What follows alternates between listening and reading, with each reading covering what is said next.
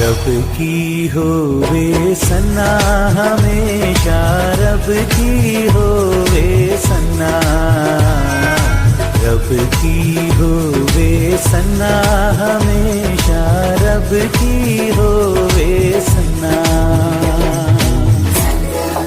परमेश्वर की नाम की महिमा हो। प्रभात मनन में आप सभी का हार्दिक स्वागत है। प्यारो, आइए मेरे साथ में निकाले भजन संहिता 110, साम्स 110। पिछले सप्ताह भी हमने इस भजन से कुछ विचारों पर मनन किया और आज भी हम इसी भजन से कुछ और विचारों पर मनन करेंगे। प्यारो, हमने पिछले दिनों में मनन किया था कि इस भजन में भजनकार आने वाले मसीहा अर्थात प्रभु यीशु मसीह को 3 अलग अलग रूप में प्रकट करता है। पद 1 में वह मसीह को परमेश्वर के रूप में प्रकट करता है। पद 2 और 3 में मसीह को एक राजा के रूप में प्रकट करता है। पद 4 में वो मसीह को याजक के रूप में प्रकट करता है। उतना ही नहीं प्यारो, हमने ये भी मनन किया था कि भजनकार प्रभु यीशु मसीह के स्वर्गारोहण के दृश्य को भी प्रस्तुत करता है, जिसे वो एक पद में उल्लेख करता है, जहाँ पिता अपने पुत्र से कहता है, तू मेरे दाहिने हाथ बैठ जब तक कि मैं तेरे शत्रुओं को तेरे चरणों की चौकी ना कर दूं। प्यारो, इस शब्द पर जरा ध्यान दे। तू अब बैठ अर्थात काम सफलतापूर्वक समाप्त हुआ,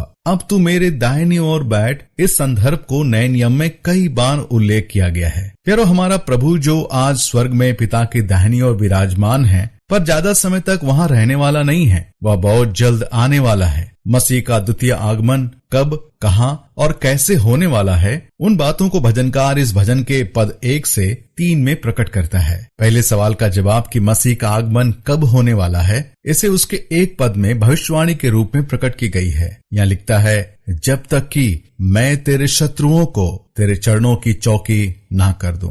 जब तक, यह उस समय काल को दर्शाता है जिसके समाप्ति के उपरांत प्रभु का आगमन होने वाला है, और यह उस अनुग्रह के समय काल को भी दर्शाता है जिसमें आज हम जी रहे हैं। जिस दिन वह लौटेगा उसी क्षण विश्वासी गण उठा लिए जाएंगे और अनुग्रह का समय का अंत होगा। दूसरा सवाल कि प्रभु का आगमन कहाँ होने वाला है, इसके जवाब में भजनकार पद 2 में एक भविष्यवाणी के रूप में प्रकट करता है, तेरे पराक्रम का राजदंड यहोवा सिय्योन से बढ़ाएगा, तू अपने शत्रुओं के बीच शासन कर। इस पद में भजनकार कहता है कि वो सिय्योन से अपने शत्रुओं पर शासन करेगा, परंतु इस बात को भी हम याद रखें कि उसका अधिकार केवल इज़राइल तक ही सीमित नहीं रहेगी, परंतु समस्त भूमंडल पर भी मसीह का अधिकार होगा। सिय्योन अर्थात यरूशलेम नगर। इस संदर्भ को भजन संहिता उसके 102 और उसके 13 और 16 पद में भी व्याख्या किया गया है। तो उठकर सिय्योन पर दया करेगा, क्योंकि उस पर अनुग्रह करने का ठहराया हुआ समय आ पहुंचा है। 16 पद,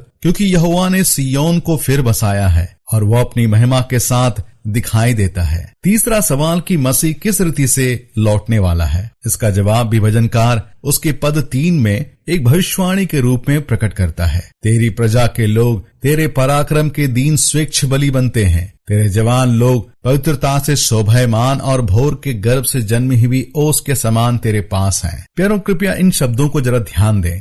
भोर के गर्भ से जन्मी हुई ओस के समान तेरे पास हैं। यह एक कविताई भाषा में लिखा गया वाक्य है। भोर के समय घास पर ओस का पड़ना शायद आपने भी देखा होगा। वे ढेर सारी मोतियों के समान चमकते हुए दिखाई देते हैं। इसकी तुलना भजनकार अनगिनत सेना से कर रहा है, जो मसीह के द्वितीय आगमन के समय उसके संग रहेगी। इस सेना के विषय में भजनकार पद 3 में 3 अलग अलग बातों का उल्लेख करता है। पहला, तेरी प्रजा के लोग तेरे पराक्रम के दिन स्वेच्छ बलि बनते हैं, अर्थात ये सेना के जवान स्वयं इच्छा से आएंगे। दूसरा, तेरे जवान लोग पवित्रता से शोभायमान, अर्थात वे पवित्रता के वस्त्र पहने हुए रहेंगे, अर्थात एक याजक के समान। तीसरा, भोर के गर्भ से जन्मी हुई ओस के समान तेरे पास हैं, अर्थात वे अनगिनत संख्या में होंगे। प्यारो, ये भजन इतना विशेष इसलिए है क्योंकि इस भजन में भजनकार प्रभु की मृत्यु, उसके स्वर्गारोहण एवं द्वितीय आगमन, इन तमाम महत्वपूर्ण सच्चाइयों को एक भविष्यवाणी के तौर पर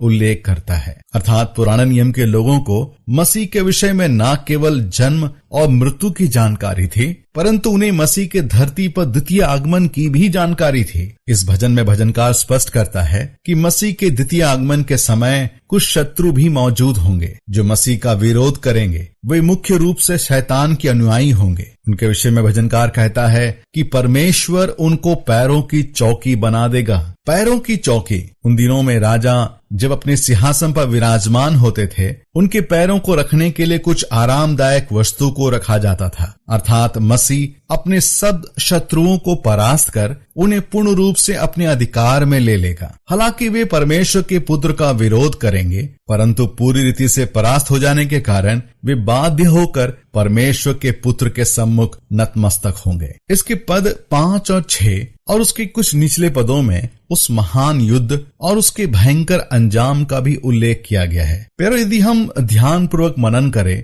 तो हम पाते हैं कि इस भजन में 1 से 3 पदों में पिता पुत्र से वादा कर रहा है कि वो अपने पुत्र के लिए क्या क्या करने वाला है। अंग्रेजी भाषा में इसे और भी स्पष्ट रूप से समझ सकते हैं। इसे अंग्रेजी में आई विल वाक्यांश का उपयोग किया गया है, अर्थात पिता परमेश्वर अपने पुत्र के लिए क्या करने वाला है। इन पदों के आधारित उन 3 कार्यों को करने वाला है। पद 1 में परमेश्वर कहता है कि वो शत्रुओं को हराएगा। पद 2 में कहता है वो अपने पुत्र के राज्य का विस्तार करेगा। पद 3 में वो कहता है कि वो बड़ी सेना को अपने पुत्र के संग भेजेगा। परंतु यदि हम ध्यान दें तो बाकी पदों में अर्थात पद 5 से 7 में पुत्र क्या करने वाला है, भजनकार उन बातों का उल्लेख इन पदों में करता है। इसे अंग्रेजी भाषा में ही विल वाक्यांश का उपयोग किया गया है, अर्थात पुत्र क्या करने वाला है। pero आज पुत्र समस्त पृथ्वी के निवासियों को यह आह्वान करता है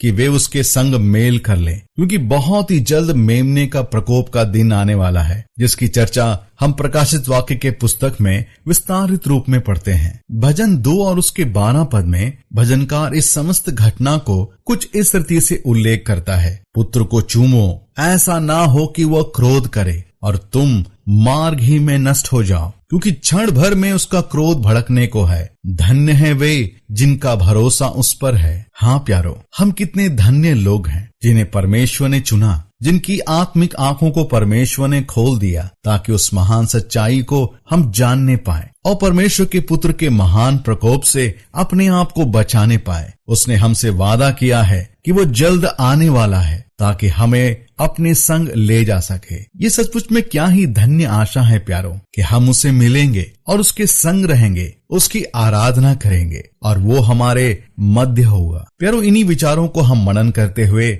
आइए हम प्रभु की आराधना करें, उसे दंडवत करें, उसके नाम की जय जयकार करें। परमेश्वर की नाम की महिमा हो। आप सभी को मेरा जय मसीह। जब की होवे मदद सराई,